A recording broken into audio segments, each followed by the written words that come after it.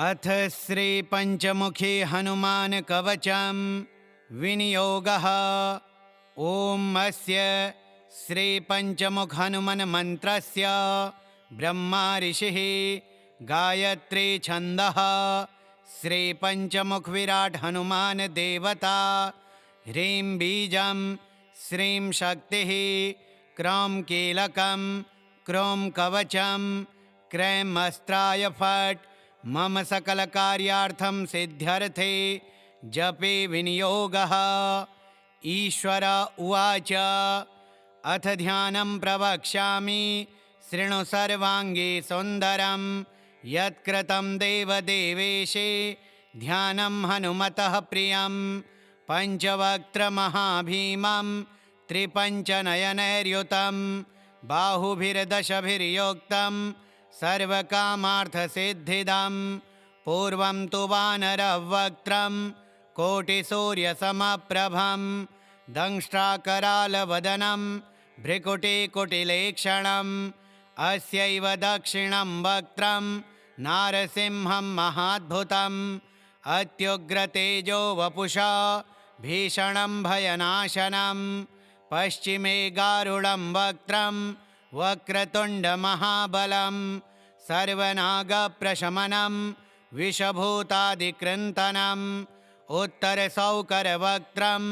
कृष्णदीप्तभौमपं पाताले सिंहं वेतालं ज्वररोगादिकृन्ततम् ऊर्ध्वं हयाननं घोरं दानवान्तकरं परं येन वक्त्रेण विप्रेन्द्र ताटकाख्यं महासुरं दुर्गते शरणं तस्य सर्वशत्रुहरं परं ध्यात्वा पञ्चमुखं रुद्रं हनुमन्तं दयानिधिं खड्गं त्रिशूलं खट्वाङ्गं पाशमङ्कुशपर्वतं मुष्टौ तु कौमोदकौ वृक्षं धारयन्तं कमण्डलुं भिन्दिपालं ज्ञानमुद्रां दशर्वे मुनिपुङ्गवा एतान्यायुधजालानि धारयन्तं भजाम्यहं प्रेतासनोपविष्टं तं सर्वाभूषणभूषितं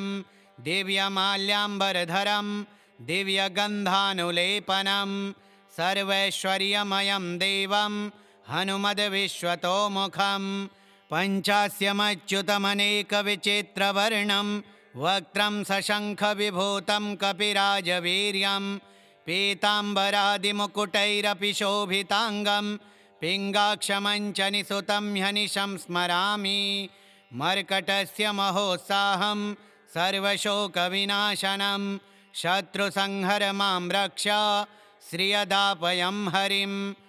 ॐ हरिमर्कटाय स्वाहा। ॐ नमो भगवते पञ्चवदनाय पूर्वकपिमुखाय सकलशत्रुसंहारणाय स्वाहा। ॐ नमो भगवते पञ्चवदनाय दक्षिणमुखाय करालवदनाय नरसिंहाय सकलभूतप्रेतप्रमथनाय स्वाहा।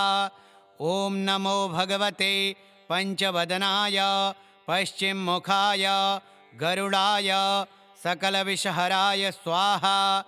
ॐ नमो भगवते पञ्चवदनाय उत्तरमुखाय आदिवराहाय सकलसम्पत्कराय स्वाहा।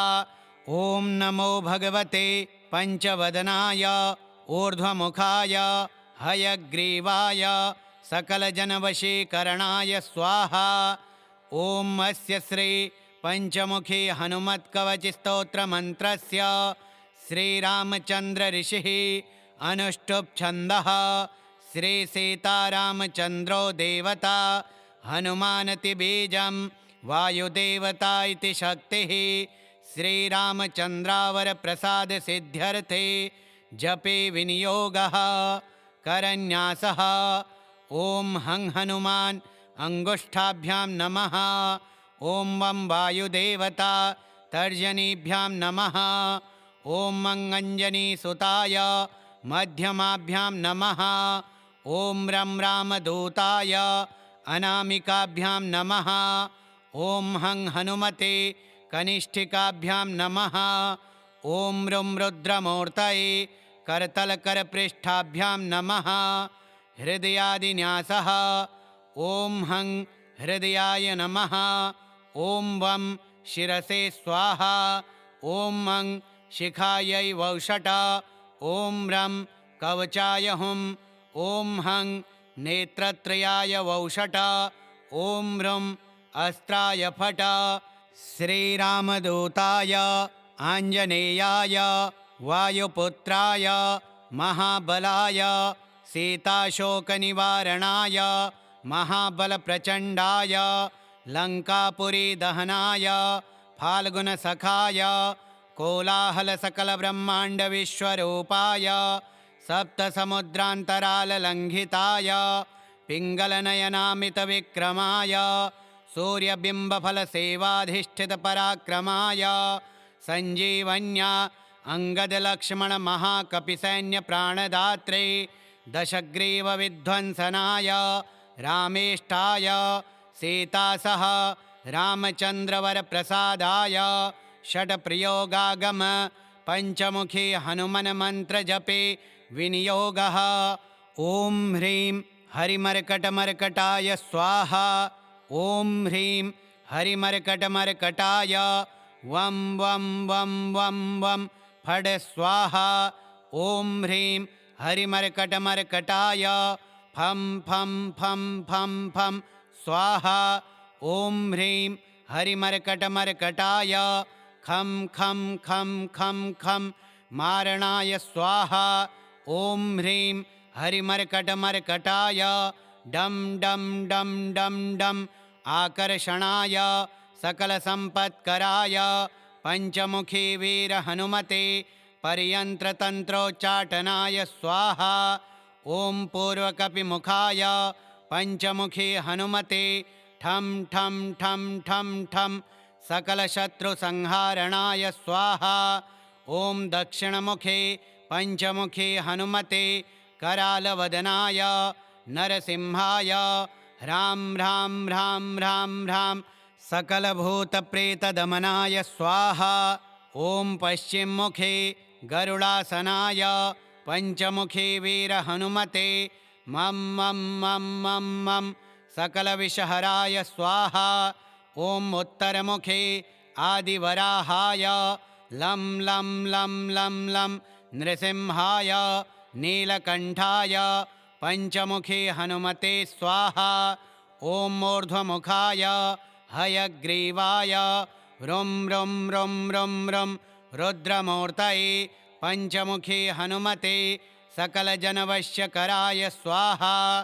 ॐ मञ्जनीसुताय वायुपुत्राय महाबलाय रामेष्टफाल्गुनसखाय सीताशोकनिवारणाय लक्ष्मणप्राणरक्षकाय कपिसैन्यप्रकाशाय दशग्रीवाभिमानदहनाय श्रीरामचन्द्रवरप्रसादकाय महावीर्याप्रथमब्रह्माण्डनायकाय पञ्चमुखी हनुमते भूतप्रेतपिशाचब्रह्मराक्षस शाकिनी डाकिनी अन्तरिक्षग्रह पर्यन्त्र परमन्त्र परतन्त्र सर्वग्रहोच्चाटनाय सकलशत्रुसंहारणाय पञ्चमुखी हनुमद्वरप्रसादक सर्वरक्षकाय जं जं जं जं जं स्वाहा।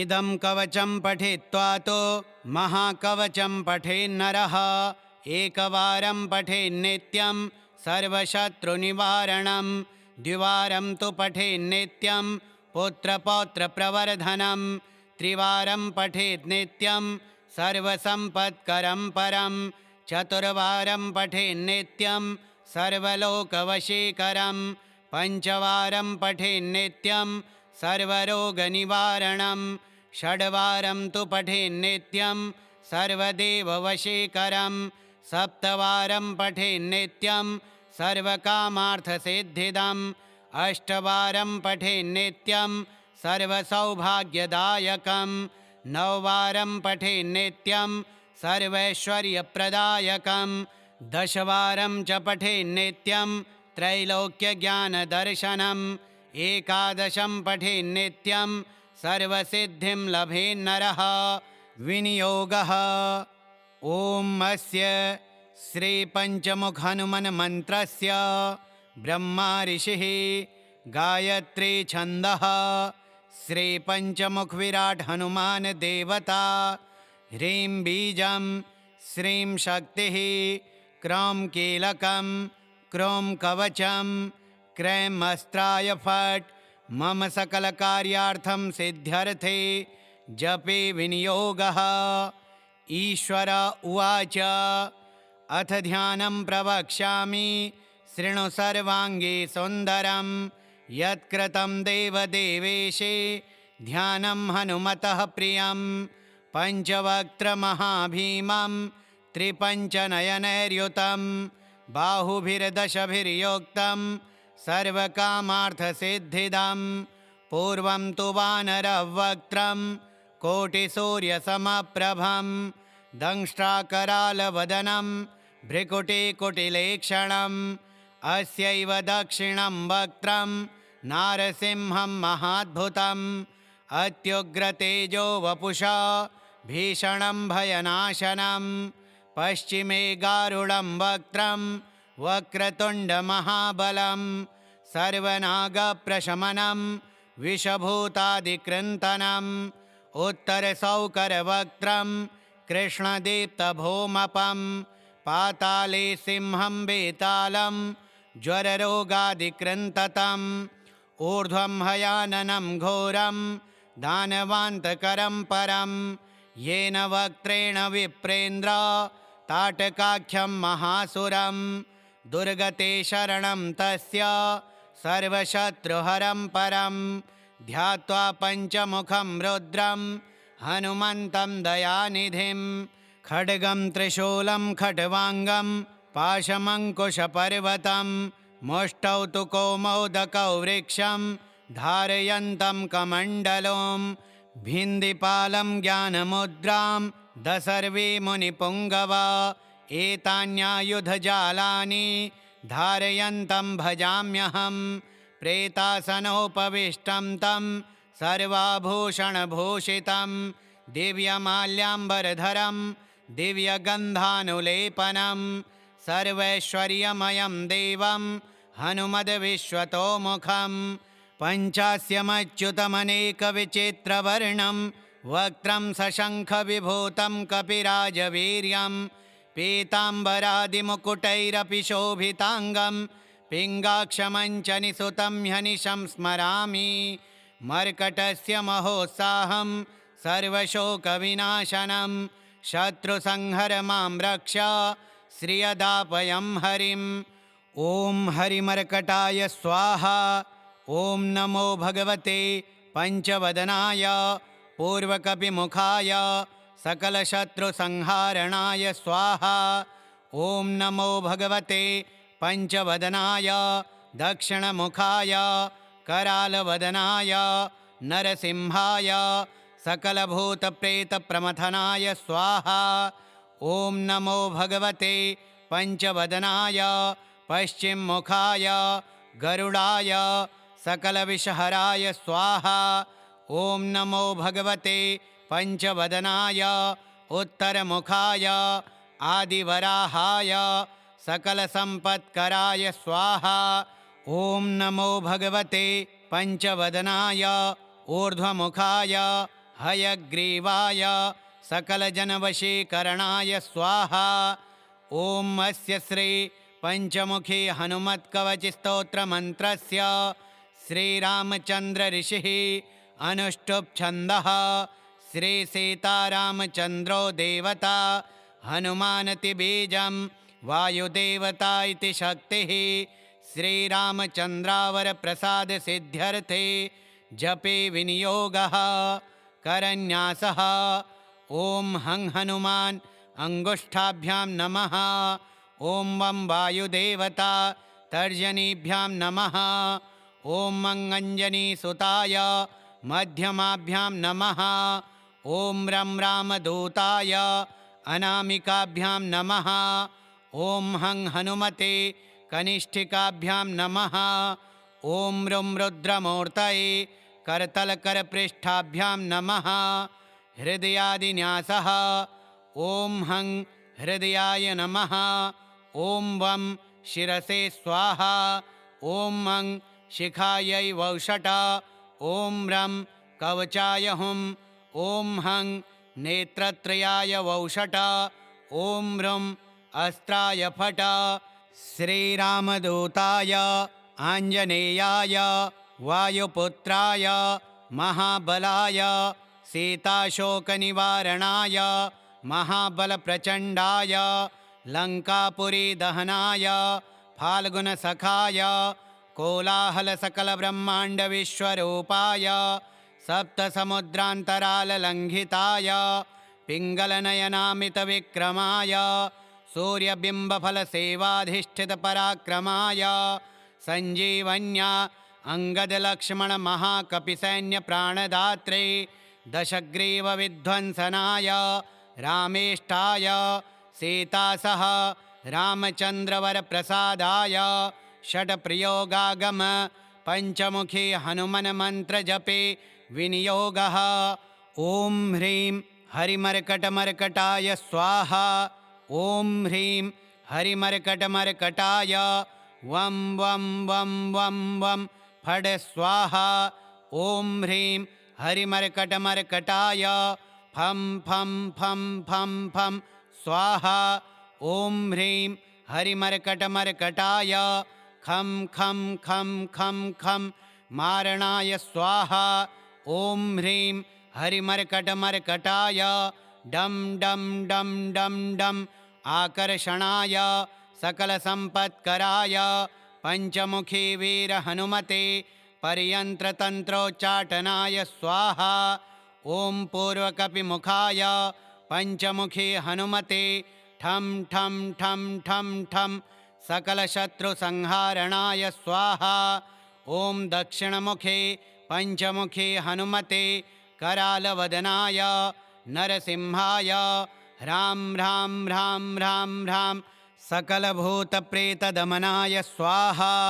ॐ पश्चिममुखे गरुडासनाय पञ्चमुखी वीरहनुमते मं मं मं मं मं सकलविषहराय स्वाहा। ॐ उत्तरमुखे आदिवराहाय लं लं लं लं लं नृसिंहाय नीलकण्ठाय पञ्चमुखी हनुमते स्वाहा। ॐ ऊर्ध्वमुखाय हयग्रीवाय रुं रुं रुं रुं रुं रुद्रमूर्तये पञ्चमुखी हनुमते सकलजनवश्यकराय स्वाहा।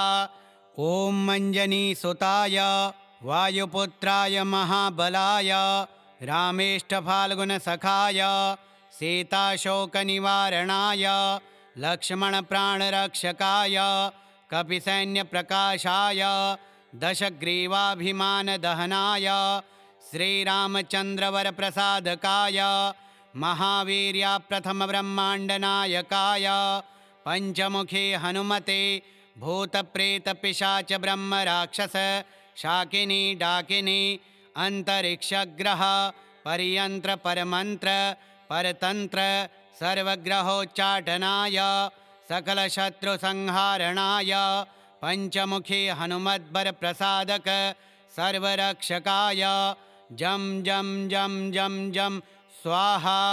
इदं कवचं पठित्वा तो महाकवचं पठेन्नरः एकवारं पठेन्नित्यं सर्वशत्रुनिवारणं द्विवारं तु पठेन्नित्यं पुत्रपौत्रप्रवर्धनं त्रिवारं पठेत् नित्यं सर्वसम्पत्करं परं चतुर्वारं पठेन्नित्यं सर्वलोकवशीकरं पञ्चवारं पठेन्नित्यं सर्वरोगनिवारणं षड्वारं तु पठेन्नित्यं सर्वदेववशीकरं सप्तवारं पठेन्नित्यं सर्वकामार्थसिद्धिदम् अष्टवारं पठेन्नित्यं सर्वसौभाग्यदायकं नववारं पठेन्नित्यं सर्वैश्वर्यप्रदायकं दशवारं च पठेन्नित्यं त्रैलोक्यज्ञानदर्शनम् एकादशं पठेन्नित्यं सर्वसिद्धिं लभेन्नरः। विनियोगः ॐ अस्य श्रीपञ्चमुखहनुमन्मन्त्रस्य ब्रह्मा ऋषिः गायत्री छन्दः श्रीपञ्चमुखविराट् हनुमान् देवता ह्रीं बीजं श्रीं शक्तिः क्रौं कीलकं क्रों कवचं क्रैं अस्त्राय फट् मम सकलकार्यार्थं सिद्ध्यर्थे जपे विनियोगः। ईश्वर उवाच अथ ध्यानं प्रवक्ष्यामि शृणु सर्वाङ्गे सुन्दरं यत्कृतं देवदेवेशे ध्यानं हनुमतः प्रियं पञ्चवक्त्रमहाभीमं त्रिपञ्चनयनैर्युतं बाहुभिर्दशभिर्योक्तं सर्वकामार्थसिद्धिदं पूर्वं तु वानरवक्त्रं कोटिसूर्यसमप्रभं दंष्ट्राकरालवदनं भ्रिकुटिकुटिलेक्षणम् अस्यैव दक्षिणं वक्त्रं नारसिंहं महाद्भुतम् अत्युग्रतेजो वपुषा भीषणं भयनाशनं पश्चिमे गारुडं वक्त्रं वक्रतुण्डमहाबलं सर्वनागप्रशमनं विषभूतादिकृन्तनम् उत्तरसौकरवक्त्रं कृष्णदीप्तभौमपं पाताले सिंहं वेतालं ज्वररोगादिकृन्ततम् ऊर्ध्वं हयाननं घोरं दानवान्तकरं परं येन वक्त्रेण विप्रेन्द्र ताटकाख्यं महासुरं दुर्गते शरणं तस्य सर्वशत्रुहरं परं ध्यात्वा पञ्चमुखं रुद्रं हनुमन्तं दयानिधिं खड्गं त्रिशूलं खट्वाङ्गं पाशमङ्कुशपर्वतं मुष्टौ तु कौमोदकौ वृक्षं धारयन्तं कमण्डलुं भिन्दिपालं ज्ञानमुद्रां दशर्वे मुनिपुङ्गवा एतान्यायुधजालानि धारयन्तं भजाम्यहं प्रेतासनोपविष्टं तं सर्वाभूषणभूषितं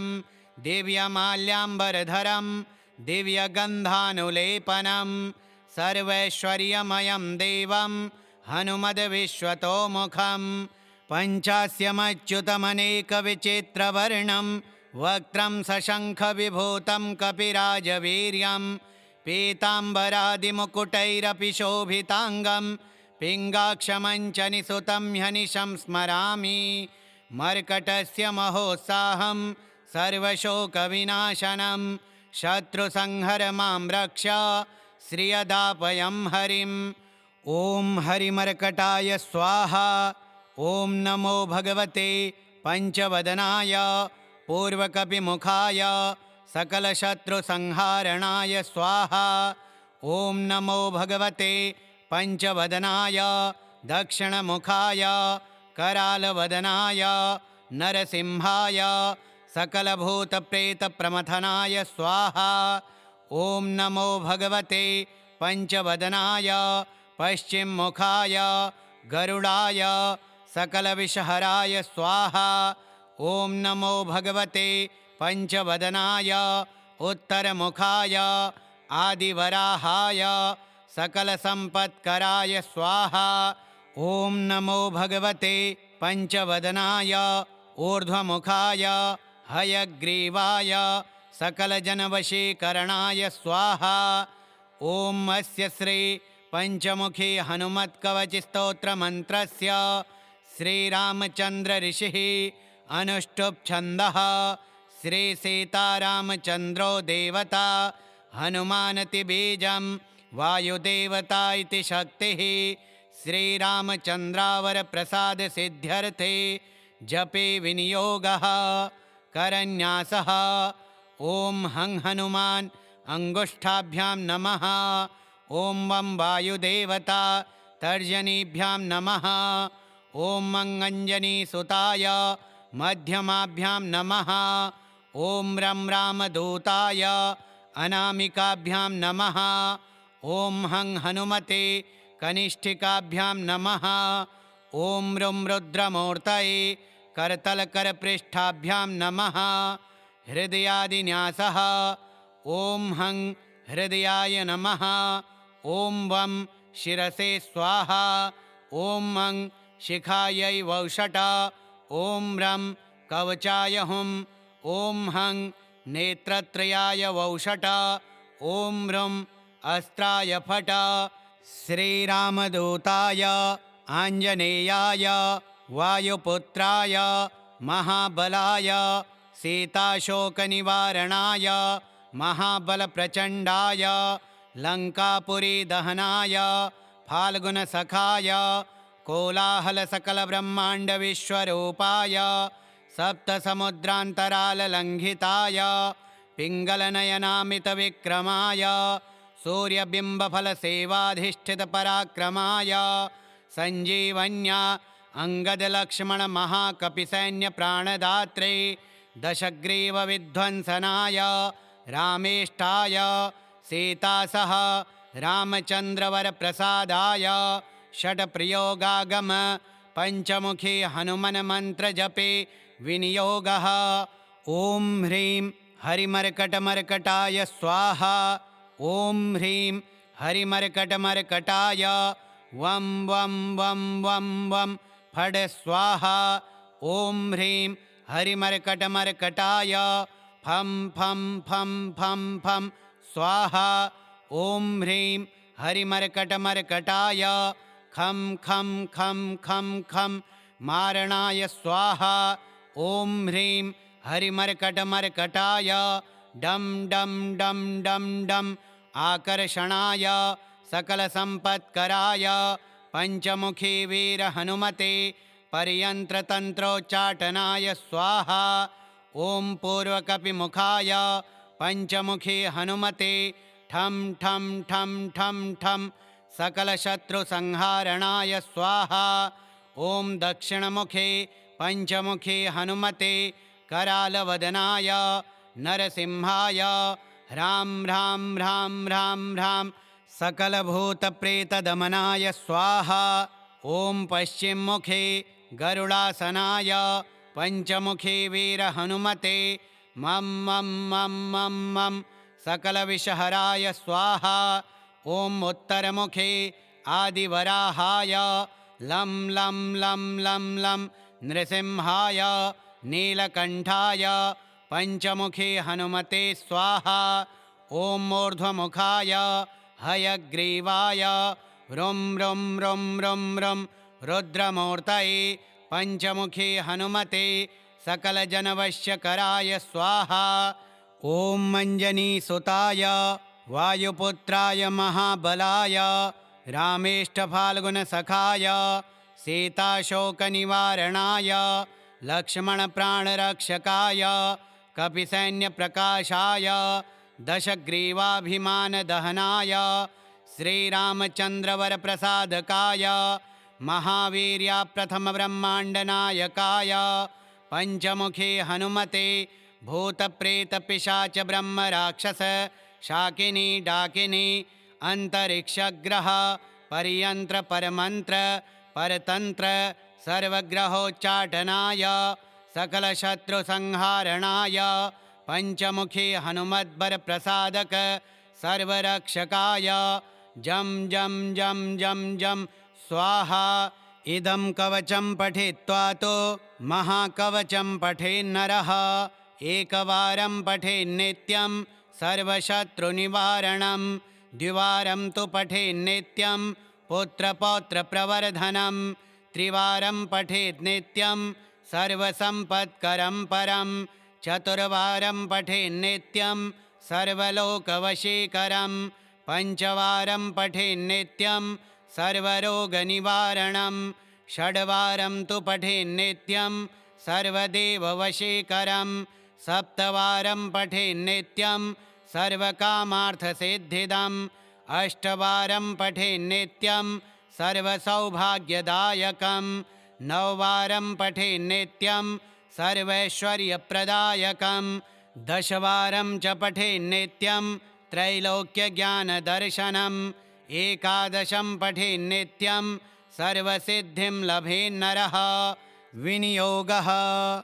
ॐ अस्य श्रीपञ्चमुखहनुमन्मन्त्रस्य ब्रह्मा ऋषिः गायत्री छन्दः श्रीपञ्चमुख विराट हनुमान देवता ह्रीं बीजं श्रीं शक्तिः क्रौं कीलकं क्रौं कवचं क्रैं अस्त्राय फट् मम सकलकार्यार्थं सिद्ध्यर्थे जपे विनियोगः। ईश्वर उवाच अथ ध्यानं प्रवक्ष्यामि शृणु सर्वाङ्गे सुन्दरं यत्कृतं देवदेवेशे ध्यानं हनुमतः प्रियं पञ्चवक्त्रमहाभीमं त्रिपञ्चनयनैर्युतं बाहुभिर्दशभिर्योक्तं सर्वकामार्थसिद्धिदं पूर्वं तु वानरवक्त्रं कोटिसूर्यसमप्रभं दंष्ट्राकरालवदनं भ्रिकुटिकुटिलेक्षणम् अस्यैव दक्षिणं वक्त्रं नारसिंहं महाद्भुतम् अत्युग्रतेजो वपुषा भीषणं भयनाशनं पश्चिमे गारुडं वक्त्रं वक्रतुण्डमहाबलं सर्वनागप्रशमनं विषभूतादिकृन्तनम् उत्तरसौकरवक्त्रं कृष्णदीप्तभौमपं पाताले सिंहं वेतालं ज्वररोगादिकृन्ततम् ऊर्ध्वं हयाननं घोरं दानवान्तकरं परं येन वक्त्रेण विप्रेन्द्र ताटकाख्यं महासुरं दुर्गते शरणं तस्य सर्वशत्रुहरं परं ध्यात्वा पञ्चमुखं रुद्रं हनुमन्तं दयानिधिं खड्गं त्रिशूलं खट्वाङ्गं पाशमङ्कुशपर्वतं मुष्टौ तु कौमोदकौ वृक्षं धारयन्तं कमण्डलुं भिन्दिपालं ज्ञानमुद्रां दशर्वे मुनिपुङ्गवा एतान्यायुधजालानि धारयन्तं भजाम्यहं प्रेतासनोपविष्टं तं सर्वाभूषणभूषितं दिव्यमाल्याम्बरधरं दिव्यगन्धानुलेपनं सर्वैश्वर्यमयं देवं हनुमद्विश्वतोमुखं पञ्चास्यमच्युतमनेकविचित्रवर्णं वक्त्रं सशङ्खविभूतं कपिराजवीर्यं पीताम्बरादिमुकुटैरपि शोभिताङ्गं पिङ्गाक्षमञ्चनिसुतं ह्यनिशं स्मरामि मर्कटस्य महोत्साहं सर्वशोकविनाशनं शत्रुसंहर मां रक्ष श्रियदापयं हरिम् ॐ हरिमर्कटाय स्वाहा। ॐ नमो भगवते पञ्चवदनाय पूर्वकपिमुखाय सकलशत्रुसंहारणाय स्वाहा। ॐ नमो भगवते पञ्चवदनाय दक्षिणमुखाय करालवदनाय नरसिंहाय सकलभूतप्रेतप्रमथनाय स्वाहा। ॐ नमो भगवते पञ्चवदनाय पश्चिममुखाय गरुडाय सकलविषहराय स्वाहा। ॐ नमो भगवते पञ्चवदनाय उत्तरमुखाय आदिवराहाय सकलसम्पत्कराय स्वाहा। ॐ नमो भगवते पञ्चवदनाय ऊर्ध्वमुखाय हयग्रीवाय सकलजनवशीकरणाय स्वाहा। ॐ अस्य श्री पञ्चमुखी हनुमत्कवचस्तोत्रमन्त्रस्य श्रीरामचन्द्र ऋषिः अनुष्टुप्छन्दः श्रीसीतारामचन्द्रो देवता हनुमानति बीजं वायुदेवता इति शक्तिः श्रीरामचन्द्रावरप्रसादसिद्ध्यर्थे जपे विनियोगः। करन्यासः ॐ हं हनुमान् अङ्गुष्ठाभ्यां नमः। ॐ वं वायुदेवता तर्जनीभ्यां नमः। ॐ मं अञ्जनीसुताय मध्यमाभ्यां नमः। ॐ रं रामदूताय अनामिकाभ्यां नमः। ॐ हं हनुमते कनिष्ठिकाभ्यां नमः। ॐ रुं रुद्रमूर्तये करतलकरपृष्ठाभ्यां नमः। हृदयादिन्यासः ॐ हं हृदयाय नमः। ॐ वं शिरसे स्वाहा। ॐ मं शिखायै वौषट ॐ रं कवचाय हुं ॐ हं नेत्रत्रयाय वौषट ॐ रं अस्त्राय फट श्रीरामदूताय आञ्जनेयाय वायुपुत्राय महाबलाय सीताशोकनिवारणाय महाबलप्रचण्डाय लङ्कापुरीदहनाय फाल्गुनसखाय कोलाहलसकलब्रह्माण्डविश्वरूपाय सप्तसमुद्रान्तराललङ्घिताय पिङ्गलनयनामितविक्रमाय सूर्यबिम्बफलसेवाधिष्ठितपराक्रमाय सञ्जीवन्या अङ्गदलक्ष्मणमहाकपिसैन्यप्राणदात्रे दशग्रीवविध्वंसनाय रामेष्ठाय सीतासह रामचन्द्रवरप्रसादाय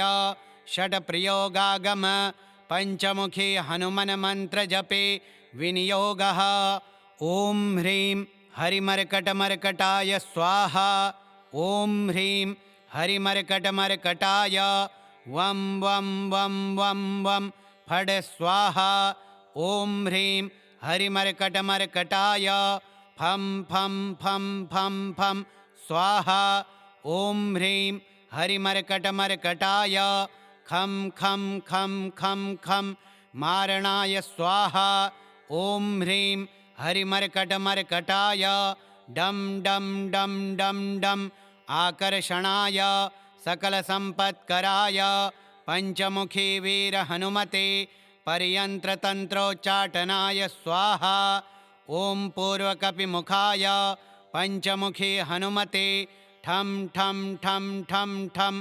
सकलशत्रुसंहारणाय स्वाहा ॐ दक्षिणमुखे पञ्चमुखी हनुमते करालवदनाय नरसिंहाय ह्रां ह्रां ह्रां ह्रां ह्रां सकलभूतप्रेतदमनाय स्वाहा ॐ पश्चिममुखे गरुडासनाय पञ्चमुखी वीरहनुमते मं मं मं मं मं सकलविषहराय स्वाहा ॐ उत्तरमुखे आदिवराहाय लं लं लं लं लं नृसिंहाय नीलकण्ठाय पञ्चमुखी हनुमते स्वाहा ॐ ऊर्ध्वमुखाय हयग्रीवाय रुं रुं रुं रुं रुं रुद्रमूर्तये पञ्चमुखी हनुमते सकलजनवश्यकराय स्वाहा ॐ मञ्जनीसुताय वायुपुत्राय महाबलाय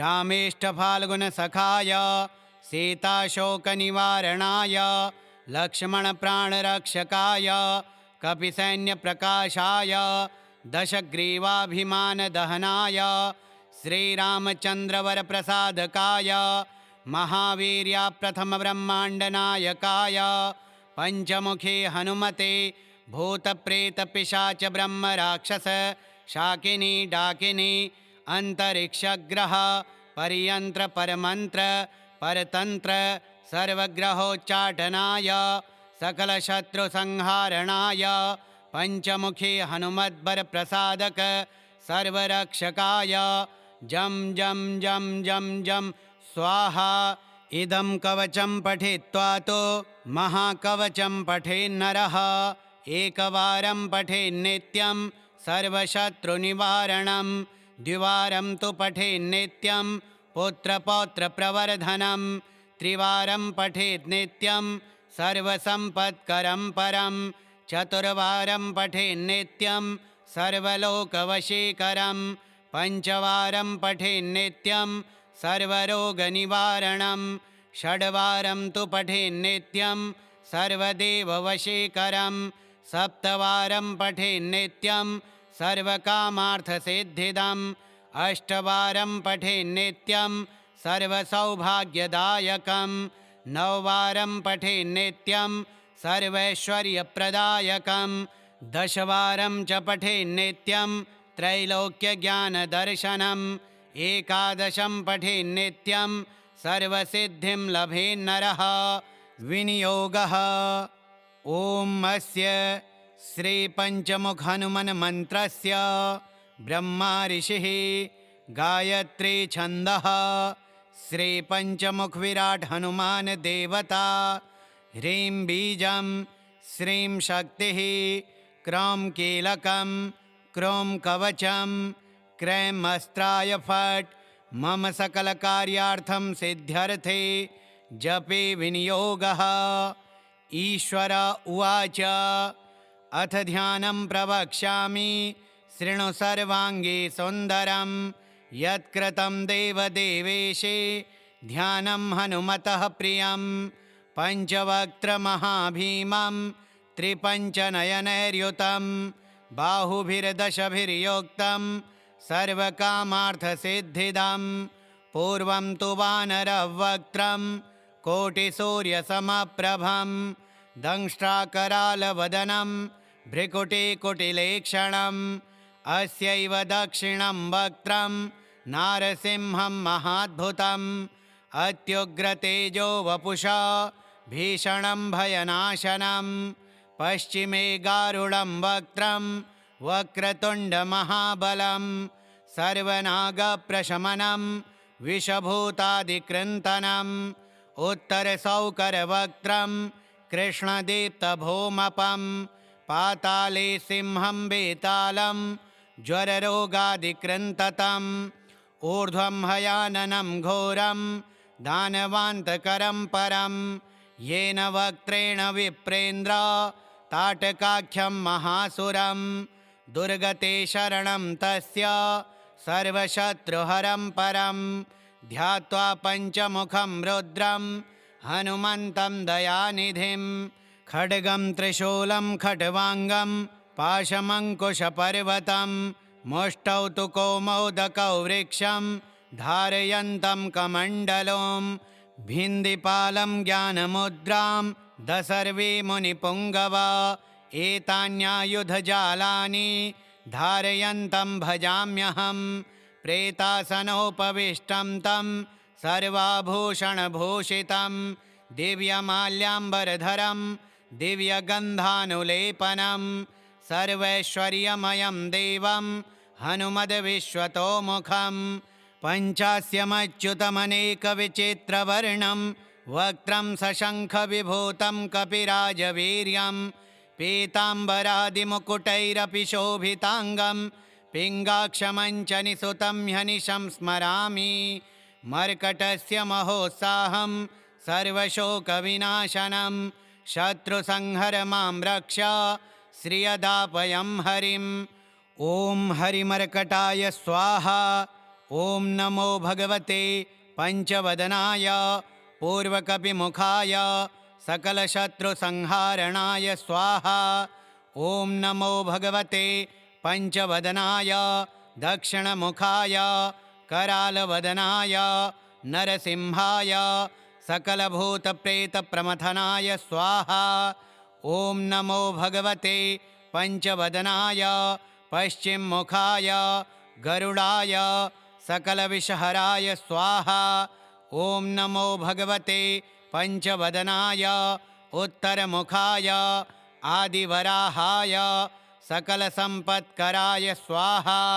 ॐ नमो भगवते पञ्चवदनाय ऊर्ध्वमुखाय हयग्रीवाय सकलजनवशीकरणाय स्वाहा।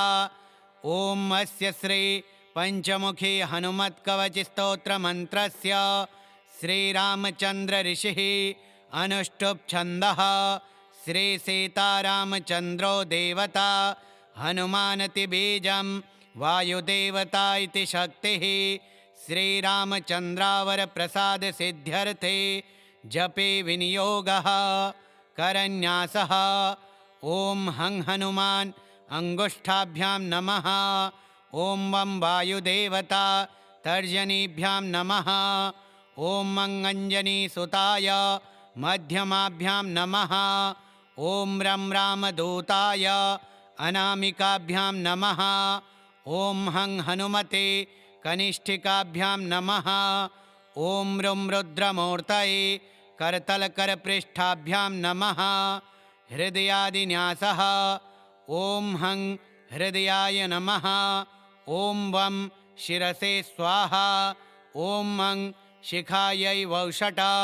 ॐ रं कवचाय हुं ॐ हं नेत्रत्रयाय वौषट ॐ ह्रं अस्त्राय फट श्रीरामदूताय आञ्जनेयाय वायुपुत्राय महाबलाय सीताशोकनिवारणाय महाबलप्रचण्डाय लङ्कापुरीदहनाय फाल्गुनसखाय कोलाहलसकलब्रह्माण्डविश्वरूपाय सप्तसमुद्रान्तराललङ्घिताय पिङ्गलनयनामितविक्रमाय सूर्यबिम्बफलसेवाधिष्ठितपराक्रमाय सञ्जीवन्या अङ्गदलक्ष्मणमहाकपिसैन्यप्राणदात्रे दशग्रीवविध्वंसनाय रामेष्टाय सीतासह रामचन्द्रवरप्रसादाय षट्प्रयोगागम पञ्चमुखी